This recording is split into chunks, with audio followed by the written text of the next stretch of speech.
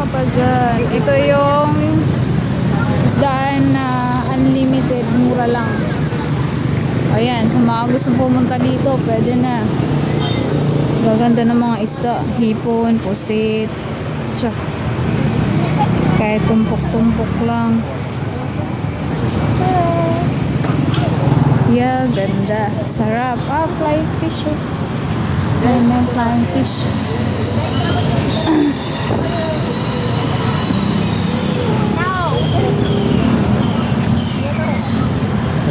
Magkano nila? Ano de? Akong pa de? Ang dami naman eh.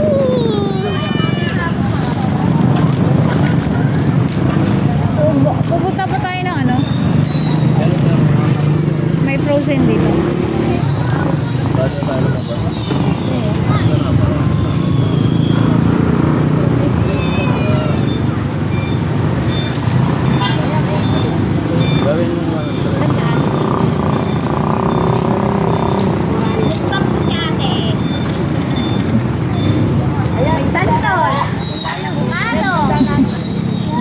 Good for one day lang yan. Ah. Hindi mapipit, maganda. Sana mga 3 days na yan. Hindi pwedeng 3 days yan.